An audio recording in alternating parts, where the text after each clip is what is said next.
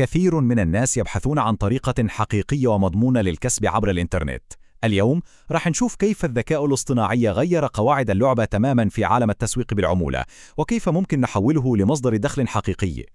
طيب، خلينا ندخل في الموضوع على طول ونشوف الأرقام. هذا المبلغ $982 هو اللي تحقق من منتج واحد بس، وفي شهر واحد فقط.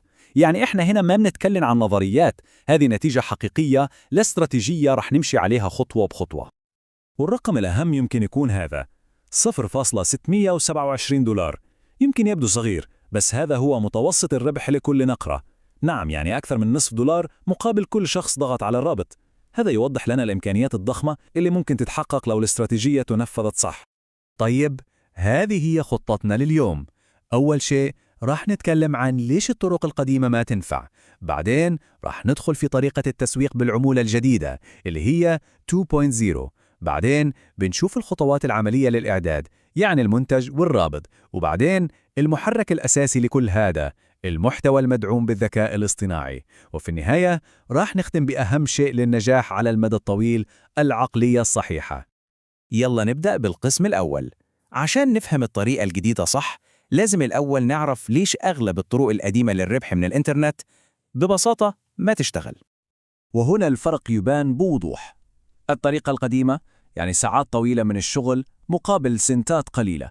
أما الطريقة الجديدة لا، هنا التركيز على بناء أصل حقيقي، شيء يشتغل بالنيابة عنك. والمفاجأة، يمكن كل هذا ما يأخذ منك أكثر من ساعتين في اليوم. تمام، والحين وصلنا للقسم الثاني، وهنا راح نتعرف على الحل، التسويق بالعمولة 2.0. هذا مو مجرد نشر روابط بشكل عشوائي، لا، هذا نظام عمل ذكي ومتكامل. طيب، إيش هو التسويق بالعمولة 2.0؟ ببساطة شديدة هو استراتيجية بتجمع بين 3 أشياء مهمة. أولاً، مساعدة الناس بشكل حقيقي وصادق. ثانياً، الاستفادة من المنصات المجانية الكبيرة اللي عليها جمهور جاهز. وثالثاً، تسخير قوة الذكاء الاصطناعي. يعني جوهر الموضوع كله هو أن نخلق قيمة حقيقية للناس أولاً. وهذه الطريقة كلها مبنية على 3 ركائز أساسية. الركيزة الأولى المساعدة الصادقة، الثانية استخدام منصات النشر المجانية اللي عليها ملايين المستخدمين مثل ميديوم وسبستاك، والثالثة استخدام الذكاء الاصطناعي كأنه شريك استراتيجي يساعدك. لما هذه الركائز الثلاثة تجتمع مع بعض، فرص النجاح بتزيد بشكل كبير جدا. والحين ندخل في الجانب العملي مع القسم الثالث. هنا رح نركز على خطوتين أساسيتين: كيف نختار المنتج الصح، وكيف ندير الرابط الخاص فيه بطريقة احترافية. عشان نلاقي منتج، في 3 طرق أساسية. ممكن نبحث في الأسواق المعروفة مثل إمباكت، أو وهذه هي الطريقة اللي أنصح بها بشدة، نروج لمنتج إحنا أصلا بنستخدمه وبنحبه ومقتنعين فيه. الطريقة الثالثة وهي خدعة ذكية، هي استخدام محركات بحث ذكية مثل Perplexity عشان نكتشف برامج عمولة ممتازة يمكن ما تكون معروفة.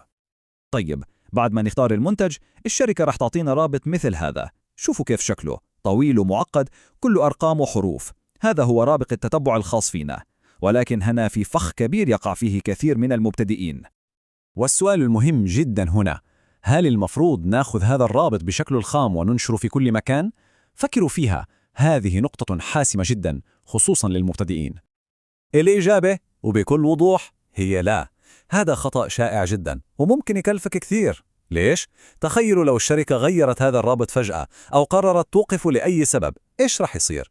كل الروابط اللي نشرتها في كل مكان رح تتعطل، وكل أرباحك المستقبلية منها راحت. الحل هو اللي نسميه الرابط المدار.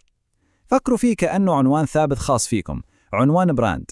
انتوا بتنشروا هذا العنوان السهل في كل مكان، وباستخدام خدمة مثل short.io تقدروا تتحكموا في الوجهة اللي يوديها هذا العنوان. فلو الشركة غيرت رابطها الأساسي، انتوا بس تدخلون على حسابكم وتحدثوه في مكان واحد فقط، وكل روابطكم اللي منتشرة في الانترنت راح تضل شغالة. هذا يعطيكم السيطرة كاملة على شغلكم. ممتاز، الآن صار عندنا المنتج وصار عندنا الرابط المدار. في القسم الرابع رح نتكلم عن المحرك اللي بيشغل كل هذا، المحتوى، ورح نشوف كيف الذكاء الاصطناعي ممكن يساعدنا نسويه بفاعلية وكفاءة. وقبل ما نكتب أي كلمة لازم نرجع لهذه الفكرة الأساسية. العقلية لازم تتغير، لازم نبرمج عقولنا من كيف أبيع إلى كيف أساعد. لما يكون التركيز على تقديم مساعدة حقيقية، الناس رح تثق فيك، والفلوس رح تصير نتيجة طبيعية لهذه الثقة. طيب، كيف ممكن نستخدم الذكاء الاصطناعي بشكل عملي؟ شوفوا هذا المثال لأمر حقيقي. بدل ما أطلب منه يكتب لي إعلان، أطلب منه أفكار لمحتوى تعليمي ومفيد، والمنتج تبعي يجي ذكره بشكل طبيعي كحل لمشكلة معينة. هذا هو جوهر خلق القيمة. وهنا في تقنية ذكية جدا اسمها تقنية النمط. الموضوع بسيط. الخطوة الأولى نكتب قطعة محتوى واحدة بس تكون عالية الجودة وبأسلوبنا الخاص، طبعا بمساعدة الذكاء الاصطناعي. الخطوة الثانية نعطي هذه القطعة النهائية للذكاء الاصطناعي ونقول له هذا هو أسلوبي. الخطوة الثالثة نطلب منه يكتب لنا محتوى جديد بنفس هذا النمط والأسلوب. بالطريقة هذه بنحصل على محتوى أصيل وعلى نطاق واسع. والحين وصلنا للقسم الأخير، وهو يمكن يكون أهم قسم: العقلية الصحيحة. كل الخطوات التقنية اللي تكلمنا عنها ما لها أي قيمة بدون الصبر والاستمرارية. النقطة الحاسمة هنا هي هذا الرقم 95%. هذا هو عدد الناس اللي بيستسلموا قبل ما يشوفوا أي نتيجة. ليش؟ لأن البداية دائما تكون بطيئة جدا. يمكن أول مقال أو فيديو تنشره ما يشوفه إلا عدد قليل من الناس، وهنا يأتي الاختبار الحقيقي للصبر. لازم نغير نظرتنا للمحتوى. لا تفكروا فيه على إنه مجرد مهمة وخلصت.